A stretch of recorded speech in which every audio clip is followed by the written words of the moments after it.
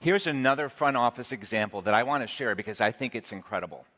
What if every person with a visual impairment had a dedicated AI assistant to help them see? Danish company Be My Eyes has announced Be My AI, a digital visual assistant powered by GPT-4. By using its image-to-text conversion for cooking, for example, Be My AI can recognize what's in a person's refrigerator, suggest recipes using those ingredients, and then help them prepare a meal on their own. This is kind of like machine as sous chef. Here's the thing about everyday AI.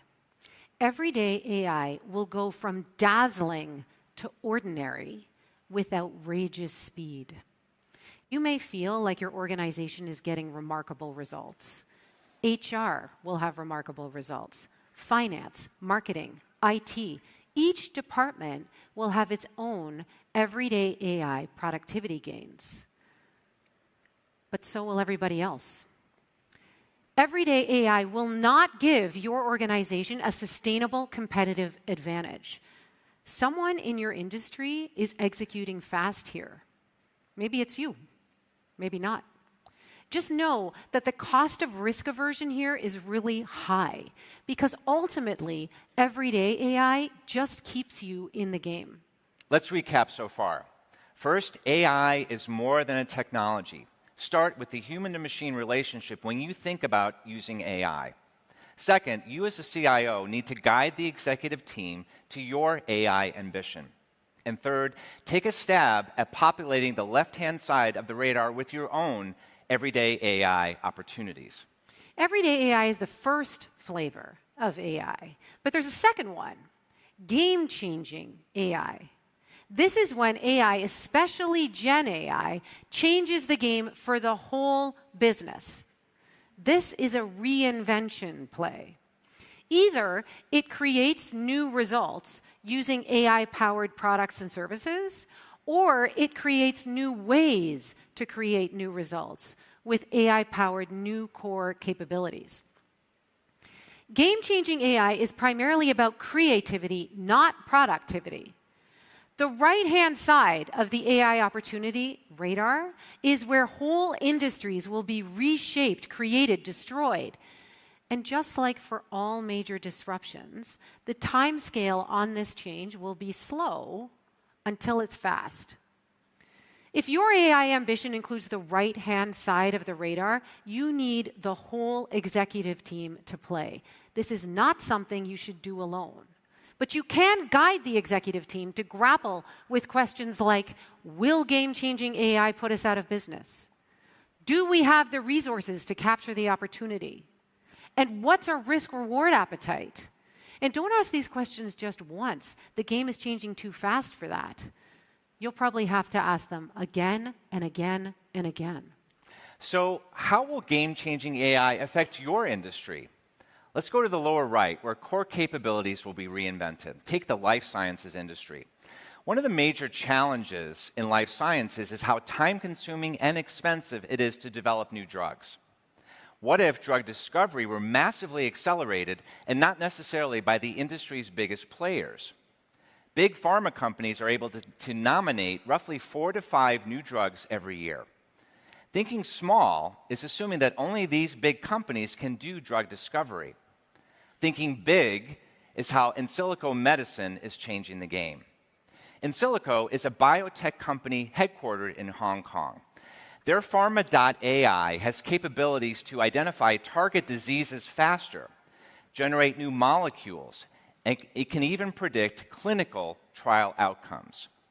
They were able to nominate 9 drugs last year alone, several of which made it to phase 1 clinical trials.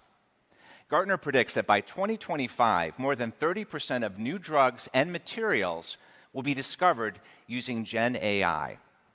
This is a reinvention of early-stage R&D in life sciences. Let's look at the top right-hand side of the radar, where AI will create whole new products and services. Take education. In education, thinking small is banning Gen AI because it just wrote your student's essay. Thinking big is what Khan Academy did. Khan Academy is a nonprofit that provides world-class education to anyone, anywhere, and they're known for taking innovative approaches to learning. Recently, they introduced Khanmigo, an AI-powered teaching guide. And when I saw the demo, I thought, what would I have given to have this when I was in school? I want you to imagine a virtual tutor that provides a hint, but not the answer, when you're struggling with a gnarly math problem. Or imagine learning about radioactivity by interacting directly with Madame Curie. Seriously. I remember when I was reading Lord of the Rings as a kid, it would have been awesome to have a conversation with Gandalf. I mean, Gandalf. Khanmigo can bring learning to life by creating conversation in the tone and language of these people. Khanmigo is reimagining education in the age of AI. This is thinking big. Gandalf? Yes. Very cool. Very cool. So this all sounds really exciting. But game-changing AI comes with a health warning. You're trying to change the rules of the game, and things will probably go wrong. To do game-changing AI, your executive team has to meet 3 really tough and rare conditions. You'll need a lot of tolerance, a lot of executive patience, and boatloads of money. Sound familiar? These are the same exact conditions that make digital business transformation really hard. Let's talk about the money for a second. The cost will eventually come down, but for now, game-changing AI is not cheap. Today, an AI teammate can cost as much as a human employee. And this is where we need to think about the CFO. CFOs aren't that pleased with current digital investments. Believe me, I know. I'm married to one. How will your CFO feel about more AI investments? Almost 3/4 of you are planning to increase your spend on AI in 2024, and you should expect a lot of scrutiny from your CFO. We see 3 investment opportunities: defend, extend, and upend. First, you have to defend your organization. These are the table stakes. You defend by investing in quick wins that improve specific tasks. For example, with productivity assistants like Microsoft Copilot or Google Workspace. These tools have a low barrier to entry, which is great. But as we said earlier, they're not going to give your organization a sustainable competitive advantage. Next, in the extend scenario, things get a little more expensive, but also a little more valuable. Here, you can invest in custom applications, like, for example, in wealth management. The capabilities of financial advisors can be augmented using Gen AI to give people like you and me the same advice that billionaires are getting.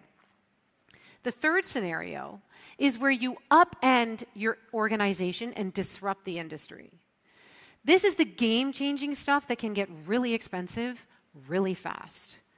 But it also comes with a much higher potential reward. We don't actually predict that many of you will even want to be in this third scenario, because to upend your organization is expensive and risky and time-consuming. But it could also be potentially amazing. Let's recap so far. 1, game-changing AI means big disruption. It's a team sport. Your job is to be the AI guide, helping guide the executive team to explore opportunities and risks. 2, decide on your optimal AI investment scenario. Are you going to defend, extend, or upend your organization and industry position?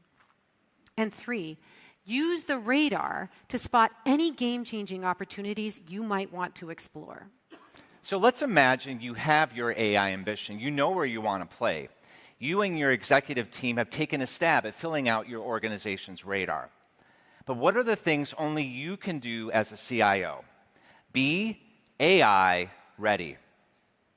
There are 3 pillars that the CIO needs to nail: AI ready principles, AI ready data, and AI ready security. Our first pillar is AI-ready principles. Everyday AI does not mean everyday risks. It's actually where your people will run into machine and human dilemmas first. Anytime you have a technology-led disruption, you get a governance disruption at the same time. So you have to take stock and determine what you will and will not do with this technology. And principles are the best way to do that. Mary and I were talking to our friend and colleague Neha Kumar, who helped us create this keynote, and she told us this story. Neha has a 3-year-old son named Rohan. There he is. Isn't he cute? He speaks to the Google device in his home every single day. She told us that Rohan often listens to Google more than he listens to her. We asked her what she meant by that. And she said that every night when she says, "Come on, Rohan, it's time to go to bed," her son just smiles and ignores her. I told her my kids are in their 30s and they still do that. So anyway, like most kids, Rohan doesn't respond much when she asks. But when Google says, "I have a reminder for Rohan, sleepy time," Rohan gets up, leaves his toys, and immediately runs to his bed. He's formed a relationship with this machine. And Neha says she feels both supported and threatened at the same time. You might think this story is only about a 3-year-old boy, but it directly relates to you as a CIO and the choices that you have to make. Because we're all going to be in new relationships with machines. I don't think Google is marketing their device as a co-parent for the household. Maybe they should. I don't know. The point is, if we don't have clear guidelines, then we will wander into these relationships with machines. Some of them will be okay, and some of them won't. But we won't be the ones deciding. Principles are a forcing mechanism to get you to think about what you want from those relationships with machines to look like for your citizens, for your customers, and even for yourself. In this new realm of human-to-machine interaction, where we talk to machines, machines talk to us, and we listen, there will be all sorts of unforeseen consequences. What this means is that you need to think ahead of time about what lines you won't cross. Of course, regulators all over the world are working to set some of those lines for you. But regulation generally lags technology progress. 42% of CIOs globally have told us that this lack of government regulation is causing hesitation in using AI. The truth is, you can't wait. At a minimum, you need to recognize that a technology decision is not just a technology decision anymore. It's a technology, economic, social, ethical decision all at the same time. And treating any one of these domains in exclusion of the others is a dangerous thing to do because ethical decisions masquerade as IT decisions all the time. They look like reorg decisions, vendor selections, outsourcing decisions, innovation decisions. To move forward, you need lighthouse principles.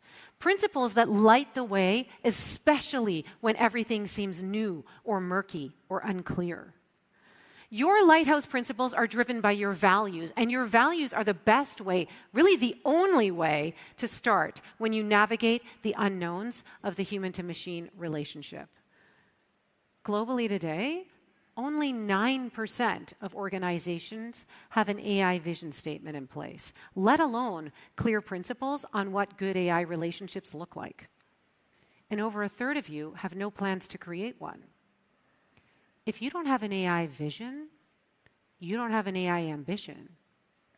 And in the same vein, if you don't have lighthouse principles, you don't have good governance. Lighthouse principles are not generic platitudes, and they're never ambiguous. In IT, lighthouse principles are critical. Take vendor selection. When you're buying user-facing AI software, you're not just buying technology. It's like you're hiring a teammate. Is that teammate going to take your enterprise data and stick it up on the internet? Or is it going to have your back? If you think of it that way, a